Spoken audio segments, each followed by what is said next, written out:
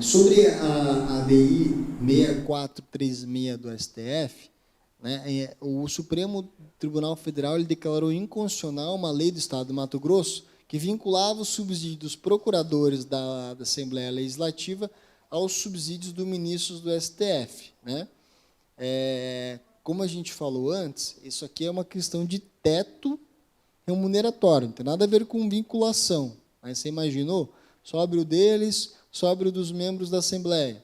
Então, não é isso que... aqui houve uma confusão, né, de princípios, e não é isso que é importante fazer essa distinção. Uma coisa é o teto remuneratório, outra coisa é a questão do piso salarial, e o piso a gente sabe que não pode ser fixado com base em absolutamente nada, exceto o da educação. Ademais, a vinculação de vencimentos de agentes públicos de entes federativos diversos caracteriza afronta à autonomia federativa, né? Mais esse requisito. Mas, só pelo fato de fixar, por si só, já viola a previsão do constitucional. Então, questionamento. É possível a realização de despesa com pagamento de anuidade dos conselhos profissionais por parte das fazendas públicas? Isso aqui é uma questão interessante. O município, ou a Câmara de Vereadores, ela pode pagar a anuidade da OAB? Pode pagar a anuidade do CREA? Né? Ou não? Ou é o próprio advogado, o servidor que tem que pagar? Bom, o Tribunal de Contas do Estado do Paraná tem um entendimento, né? Para ele não pode. Segundo o Tribunal de Contas, essas despesas elas são irregulares, tanto por não apresentar interesse público, como por ser por obrigação do servidor manter a sua regular inscrição no Conselho de Classe, em vista de ser um pré-requisito ao cargo. Há entendimento aí de 2017 da coordenação do gestor ao pagamento de multas. Provavelmente aí aconteceu uma multa, obrigação de ressarcir, etc. Né? Mas se o prefeito fizer uma lei que no cargo um dos benefícios é o pagamento da OAB... o tribunal não aceita, ele não aceita nada. Porque ele tem Tudo que é dos municípios não aceita. Agora, se é o Estado, você vai aprovar fora. Verdade, professor, é assim que funciona. Nós efetuamos lá o pagamento dos motoristas que querem o transporte de passageiros, porque o concurso não exigiu esse curso desses profissionais. Então, se o município precisa, e o profissional precisa também disso, eu vejo que o município tem que arcar. A não ser que o município fizesse um edital prevendo a necessidade de que tenha esse curso. Daí você configura a questão do interesse público, né? Como não houve exigência e tal. Sempre o juízo até de eventual, se o município...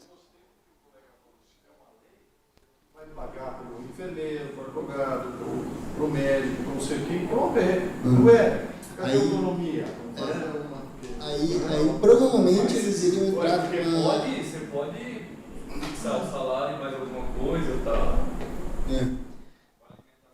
A nível estadual, eu não sei, mas Tribunal de Contas e tal, não tem com os funcionários públicos estaduais, enfim, plano de saúde, algumas coisas assim, tem. Os municípios não deixam fazer. Os municípios eles não permitem, teve já consulta nesse sentido. Não podem. Seguro de vida, blá, blá. Teve servidor lá no Civil Municipal, coitado, servidor pobre, ganhando pouco, falecia, família pobre e tal, a rescisão não dava para pagar o funeral. Aí o município não pode ajudar a pagar um seguro de vida sabe? É revoltante isso. Poxa, fica desamparada, família às vezes menor de idade, tudo, enfim, o salário miserável. Tem alguns municípios que a prefeitura é a maior empregadora, né? Isso tem um aspecto social bem forte. É bem comum isso, né? É a prefeitura, né? Começar a atrasar o pagamento, a cidade para, né? É comum isso, né? E às vezes esses aspectos, esses benefícios, etc., vale alimentação e tal, fomentam a própria economia local também, né? É bem interessante. Então, Aqui a gente viu, né? A súmula 9 da Comissão Nacional da Advocacia Pública, da OAB, ela prevê o seguinte, aí vamos falar de registro de ponto, né? O controle ponto é incompatível com as atividades do advogado público cuja atividade intelectual exige flexibilidade do horário. É o que prevê a súmula 9 do Comissão Nacional da Advocacia Pública da OAB, né? Então, a OAB defende que é incompatível, bater ponto é incompatível com a advocacia, né? E também é uma questão de garantia de que o advogado exerce as funções com liberdade e autonomia, com liberdade de atuação e flexibilidade horária, mas não autoriza o descumprimento de uma jornada regular de trabalho. Ou seja, ok, não preciso bater ponto, mas também não significa que eu não preciso trabalhar, né? Resumindo, cumprir a minha jornada e etc., né? Já aí, quando a gente fala do Tribunal de Contas de Santa Catarina, né?